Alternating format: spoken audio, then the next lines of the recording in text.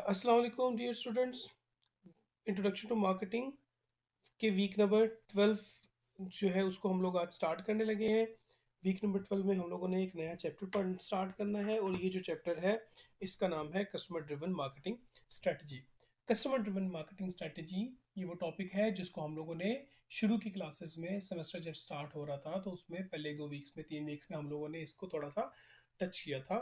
आज के लेक्चर में इंशाल्लाह आज के वीक के लेक्चर में इंशाल्लाह हम कोशिश ये करेंगे कि हम इसको तफसील के साथ डिस्कस करें। ठीक है, यहाँ पे हम लोगों ने जो बेसिक टॉपिक कवर करना है वो ये है कि किस तरीके से टारगेट कस्टमर्स जो हैं उनको हम लोगों ने वैल्यू जो है वो देनी है। तो सबसे पहले टॉपिक पे आगे जाने से पहले हम लोग देख लेते हैं आउटलाइन। सबसे पहले हम लोगों ने क्या चीज़ डिस्कस करनी है, कस्टमर ड्रिवन मार्केटिंग स्ट्रेटजी। और मार्केटिंग स्ट्रेटजी में सबसे पहला जो टॉपिक होगा वो होगा हमारा मार्केट सेगमेंटेशन। जब मार्केट सेगमेंटेशन हम पढ़ लेंगे तो अगला टॉपिक हमारा होगा मार्केट टारगेटिंग और आखिर में डिफरेंशिएशन एंड पोजीशनिंग। ये हम लोगों ने 2 टॉपिक्स पढ़ने हैं। तो सबसे पहले हम लोग बात करेंगे मार्केट सेगमेंटेशन की, लेकिन मार्केट सेगमेंटेशन से पहले हम एक और चीज़ डिस्कस कर लेते हैं। हम लोगों ने बेसिकली चूंकि वैल्यू क्रिएट करनी है कस्टमर्स के लिए, ये हम लोगों ने पहले भी डिस्कस कर रखा है और हमने 2 बेसिक काम करने हैं। एक तो ये करना है कि हम लोगों ने वैल्यू तो देने से पहले ये डिसाइड करना है कि आखिर हमारे कस्टमर्स कौन है। हम लोगों ने अपने कस्टमर्स को डिसाइड करना है। तो कस्टमर जो डिसाइड करने के लिए या कस्टमर सेलेक्ट करने के लिए हमने 2 काम करने हैं। एक काम जो है वो सेगमेंटेशन, जो भी हमने डिटेल में पढ़ना है, और उसके बाद फिर हम लोग पढ़ेंगे टारगेटिंग। तो इसका मतलब क्या हुआ कि सबसे पहले हमने एक सेगमेंट चूज करना है और सेगमेंट चूज करने के बाद फिर उसको टारगेट करके हम लोगों ने मार्केटिंग एफर्ट्स जो है वो अपनी एक्सिक्यूट करनी है। दूसरे नंबर पे हमने क्या काम करना है, हमने वैल्यू प्रोपोजिशन चूज करना है।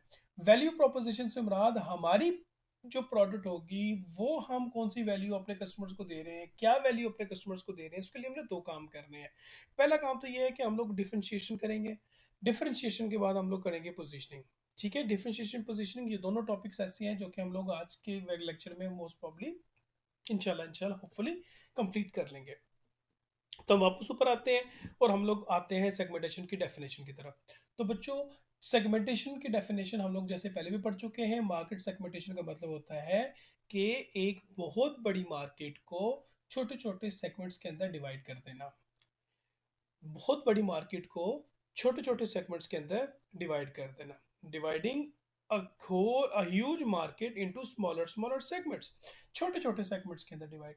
अब जब हम बात करते हैं कि छोटे छोटे सेगमेंट्स में डिवाइड करना है, तो क्यों छोटे छोटे सेगमेंट्स में डिवाइड करना है?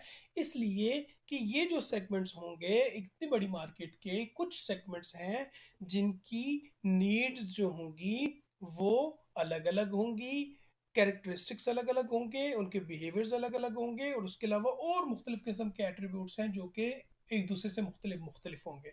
तो हम क्या करेंगे, सिमिलर सिमिलर नीड्स के लोगों का एक सेगमेंट बना देंगे, सिमिलर सिमिलर कैरेक्टरिस्टिक्स वालों का एक सेगमेंट बना देंगे, सिमिलर सिमिलर बिहेवियर जो है उसको प्रैक्टिस करने वालों का हम एक सेगमेंट बना देंगे। तो ये वो तरीकाकार है जिसके जरिए हम लोग सेगमेंटेशन करते हैं।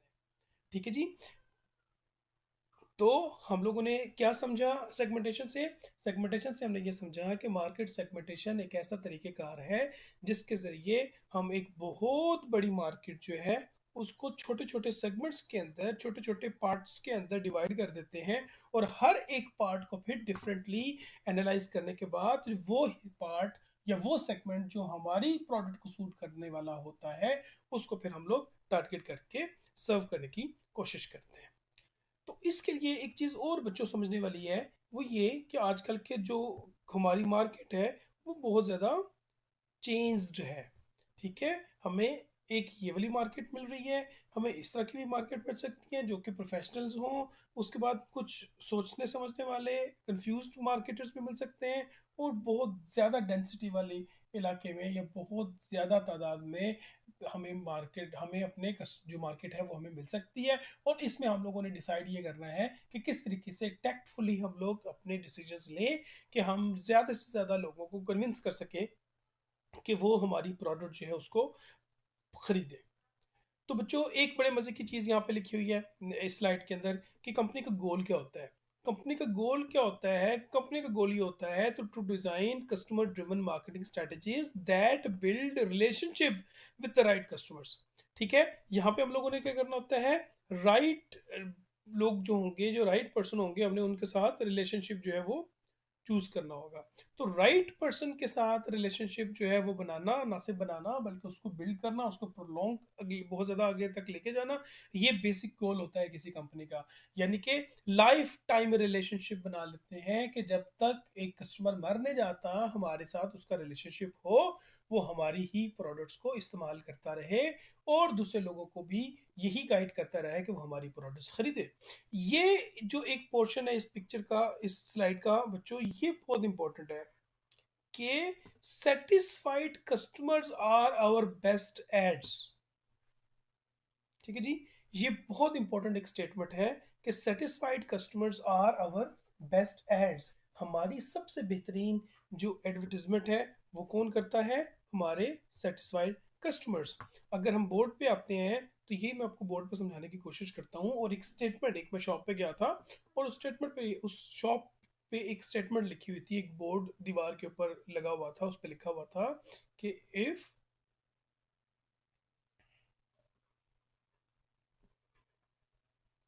You are not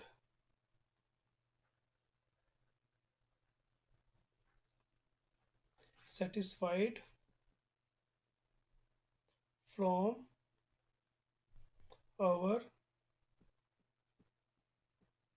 services, then tell us, and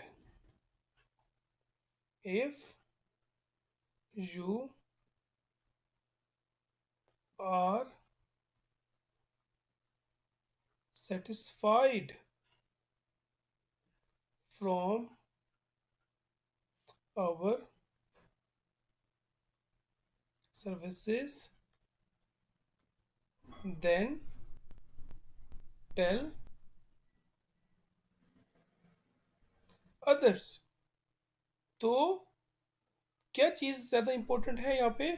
जो चीज मैं बताना चाह रहा था कि एक शॉप पे ये लिखा हुआ है कि अगर आप हमारी सर्विसेज से सेटिस्फाइड नहीं हैं तो फिर मुझे बताएं, हमें बताएं, ताकि हम अपने आप को इम्प्रूव करें।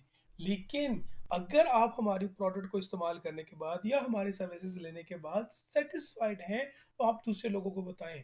इसका मतलब क्या हुआ कि हमारी प्रोडक्ट की मार्केटिंग हमारे वो कस्टमर्स करते होते हैं जो हमारी प्रोडक्ट इस्तेमाल करने के बाद या हमारी सर्विस अवेल करने के बाद सेटिस्फाई हो जाते हैं।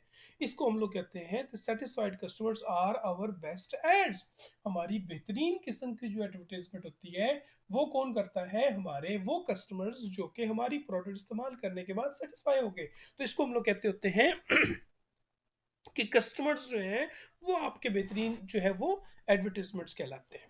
ठीक है जी, ये हम लोग कंप्लीट करके हम आगे चलते हैं। सेगमेंटेशन में हम लोगों ने किस चीज़ की सेगमेंटेशन पढ़नी है? सबसे पहले तो हम लोग देखेंगे कि कंज्यूमर मार्केट की सेगमेंटेशन कैसी होगी, फिर बिजनेस की सेगमेंटेशन, उसके बाद इंटरनेशनल मार्केट की सेगमेंटेशन, और आखिर में फिर हम लोग ये भी पढ़ेंगे सेगमेंटेशन के की हेडिंग में कि अच्छी और इफेक्टिव सेगमेंटेशन करने के क्या क्या तरीकेकार हैं, उसकी क्या क्या रिक्वायरमेंट्स हैं, कि जिन रिक्वायरमेंट्स को पूरा करके हम अच्छी और इफेक्टिव सेगमेंटेशन कर सकेंगे।